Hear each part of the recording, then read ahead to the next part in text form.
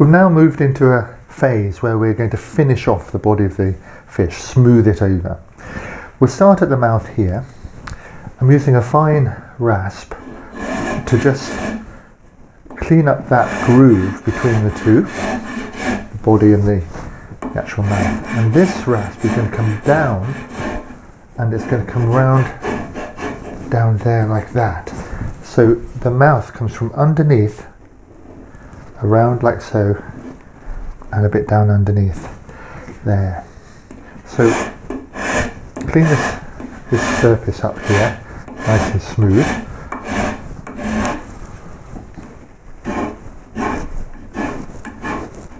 And under the fish. And then also clean up this edge here. So we've got a nice smooth line going across the top. I've turned the fish upside down, and what we're going to do is make sure that this face here, this face of the edge of the mouth, is angled back.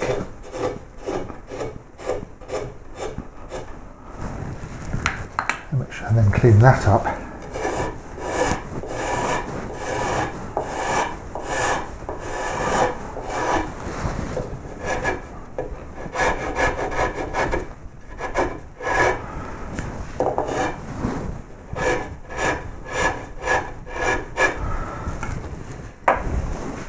Now this mouth itself, we only need so deep. So round here, like that. All this can be removed, sort of undercut, and we can do that just by taking this off here.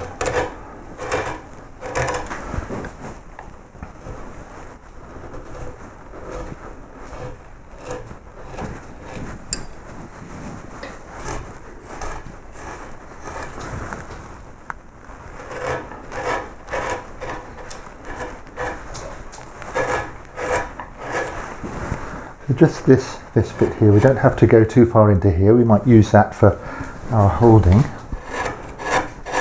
Just hollow this out so we've got a bit of a lift to the edge like that.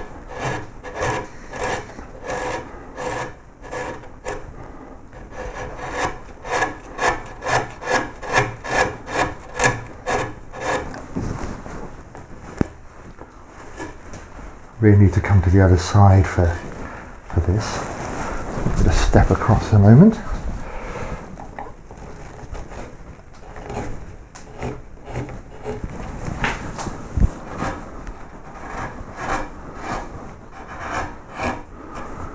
Nice and neatly up to a line there, and a little bit back here.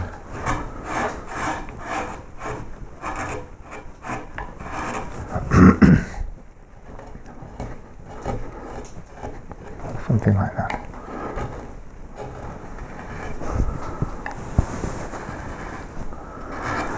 You can see here, I hope as well, just as before I turn away from this, that this mouth has come around and underneath.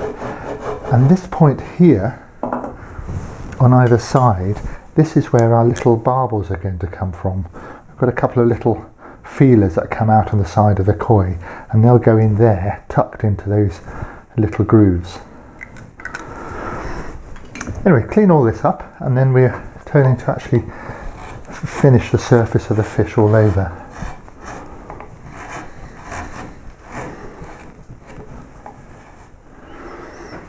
So here's the undercutting here, so that when the fish is against the wall, it lifts up from the wall at the back. You can see how that looks.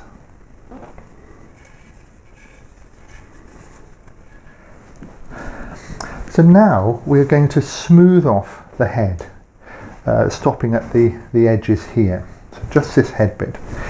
I would try and make sure that your cuts are as flat as possible. So go over the surface, removing wood.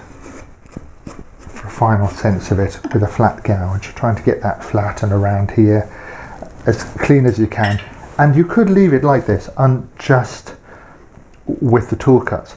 But I think this fish looks really good, very smooth. So we're going to work it smooth.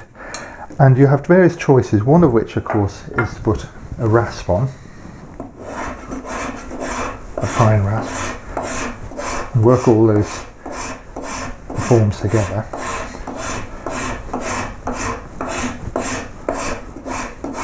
Around here you might need rifflers or different files. So working that surface like this. Then either or before you can use a scraper. There's some videos on scrapers on the website, and you can scrape over that surface and that will remove the rasp marks. Or you can go straight into the wood. Try that if the facets aren't too big. And then from there we'll go to sanding. So if you can get it scraped and rasped smooth as possible first, there'll be very little sanding to do. So that's what we're going to do next. It'll take a while. Just go back to the edge of the operculum here, and we're going to have another, we're going to change our way of holding for the body itself.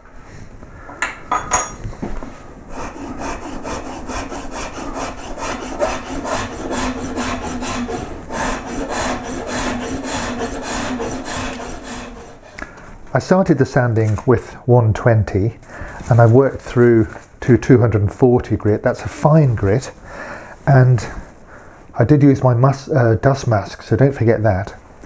This is now a finished surface, so try and keep this really clean. And now we're going to turn to the back of the operculum, the gill folds here. And they run from the point up here where all the gills connect. They sort of come out here.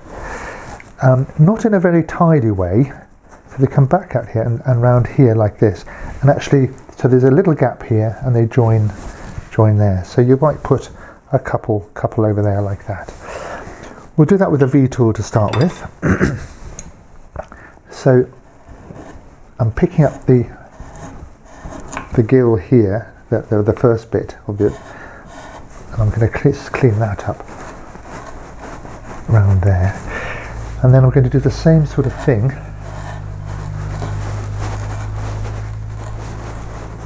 around here, and so that's going to join there. So I'll come around here, of course.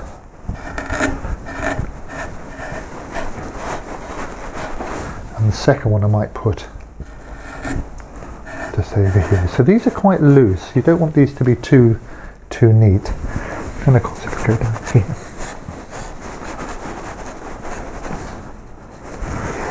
And then I'm going to just relieve this by taking wood away from here.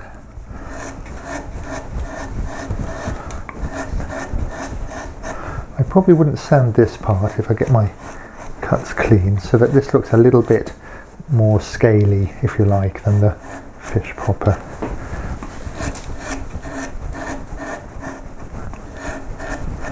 And then we're going to take this bit back around here, because this is now the body of the fish. So we can take a little bit back here.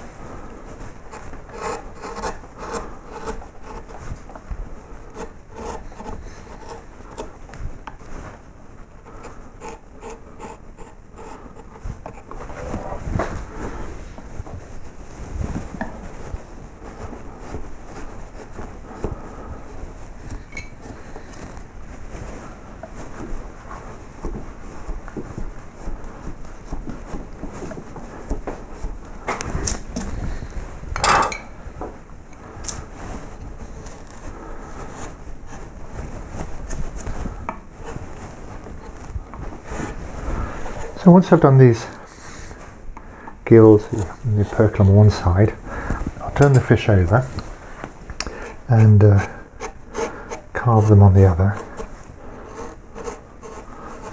making sure this is all nice and clean before I leave it. And you can see that I've loosened up the edge with an extra couple of strokes here. That just breaks that up a little bit, not too many. And put another one in there just to loosen that up, because that's quite a sort of plate-like effect.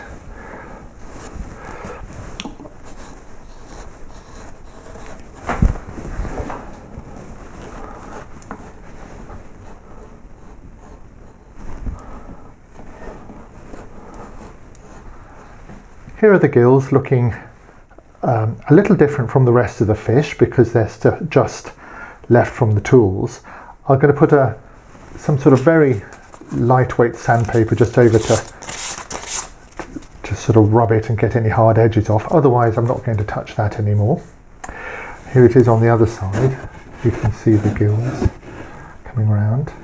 And then if I look at the top here, I think you can see that how everything comes to a little point here, like that.